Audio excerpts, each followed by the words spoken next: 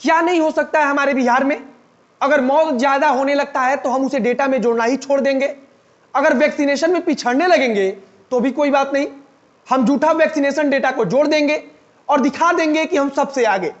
इतना ही नहीं, दीवार पर पोस्टर चस्पा कर 700 से ज्यादा लोगों को नौकरी बांट दिया जाएगा, वह भी बिना किसी जांच और परख के। और जब मामला तूल पकड़ने लगेगा तो सीएस कार्यालय से आदेश आ जाएगा कि उन कर्मचारियों को नौकरी से निकाल दिया जाए, और इसके कुछ देर बाद ही अपना पिछला आदेश वापस लेकर फिर से उन सबको नौकरी दे दिया जाएगा। इन सबके बीच में इतना समझ में नहीं आ रहा है कि जो नौकरी दी गई है वह सही है या गलत। अगर नौकरी पूरी प्रक्रिया के तहत दी गई थी तो फिर बहाली रद्द करने का आदेश क्यों आया? और जिस कमेटी ने जांच की उसने भारी गड़बड़ी का जिक्र क्यों किया? और अगर नौकरी बांटने के दौरान अनियमितता बरती गई है तो फिर कुछ घंटे में ही अपना आदेश वापस लेकर उन्हें दोबारा नौकरी पर क्यों रख लिया गया? पेपर वाले छाप रहे हैं कि स्वास्थ्य विभाग में पैसे लेकर नौकरी बांट दी गई, लेकिन सरकार को इससे क्या ही फर्क पड़ता है? सरकार के अधिकारियों के पास उनका अपना हिस्सा पहुंच गया होगा, तो लिहाजा उन्होंने बहाल करने में ही अपनी भलाई समझी होगी, वरना व्यापार में नुकसान उठाना पड़ सकता था। अब नमस्कार, मेरा नाम है मोहित कुमार सिंह और आप देख रहे हैं जनता जंक्शन का विशेष कार्यक्रम एक्सप्लेनर। हमारा यह वीडियो हंगर सेकर्स के द्वारा स्पॉन्सर किया गया है। हंगर सेकर्स पटना के अनीसाबाद में स्थित एक कैफे है जहां आपको फास्ट फूड और अनेक प्रकार के स्नैक्स मिलते हैं, बाकी जगहों से बहुत ही कम दाम में। इनका खाना हाइजेनिक और शानदार क्वालिटी का भी होता है, तो एक बार कभी जाकर खुद से परखिए। अब वापस आते हैं स्वास्थ्य विभाग के खेल पर। एक तरफ राज्य में नौकरी पाने के लिए लोग सड़कों पर उतरकर आंदोलन कर रहे हैं, लोग आंदोलन के लिए बाध्य हो रहे हैं, तो दूसरी तरफ स्वास्थ्य विभाग की तरफ से दीवार पर पोस्टर चिपकाया जाता है और उसी आधार पर अभ्यर्थियों को बुलाया जाता है और उन्हें नौकरी दे दी जाती है। पूरी खबर मुजफ्फरपुर की है, जिसे लेकर बवाल मचा है। स्वास्थ्य विभाग की तरफ से कोरोना के इस महामारी में स्वास्थ्य कर्मियों की जरूरत है, जिसे पूरा करने के लिए दीवार पर पोस्टर चस्पा किया गया, जिसमें बताया गया था कि 780 स्वास्थ्य कर्मियों और सहायकों की जरूरत है। लिहाजा नौकरी के सुखे इस प्रदेश में नौकरी लेने के लिए लोगों की भीड़ जुटी और फिर स्वास्थ्य विभाग की तरफ से उन्हें बिना किसी जांच और परख के नौकरी बांट दिया गया। नौकरी मिलने के बाद रिश्वतखोरी की शिकायत सामने आने लगी और फिर इसी बीच एक ऑडियो वायरल हुआ, जिसके बाद से जिलाधिकारी ने एक जांच कमेटी गठित की, जिसका काम था कि वह पूरे प्रक्रिया को कैसे संपन्न किया गया और क्या इसमें वाकई में गड़बड़ी हुई है, इस बात की जांच की जाए।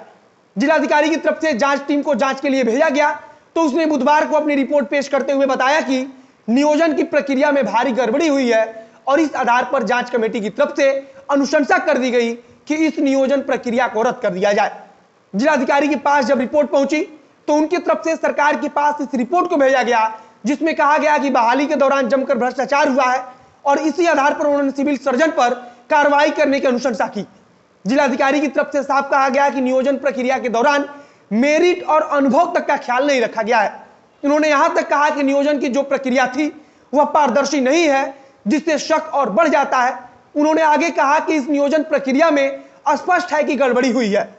जिलाधिकारी के पास जब वायरल ऑडियो पहुंचा तो उन्होंने भी सुना कि किस प्रकार से आवेदकों से नौकरी के बदले रुपया लेने की बातचीत चल रही है।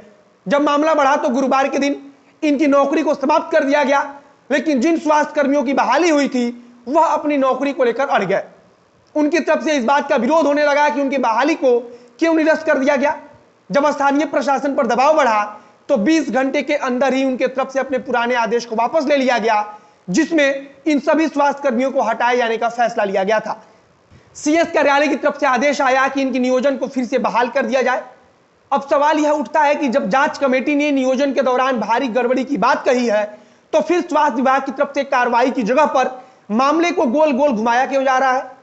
हम मानते हैं कि स्वास्थ्य विभाग में स्वास्थ्य कर्मियों की कमी है और जल्द से जल्द स्वास्थ्य कर्मियों की भर्ती की जानी जरूरी भी है, लेकिन इसका मतलब यह तो नहीं है कि भ्रष्टाचार फैलाकर बिना किसी पारदर्शिता के नियोजन प्रक्रिया को संपन्न करा लिया जाए। आखिर स्वास्थ्य विभाग के वे कौन से अधिकारी हैं जिन्होंने गड़बड़ी करते हुए इस नियोजन प्रक्रिया को अंजाम दिया है?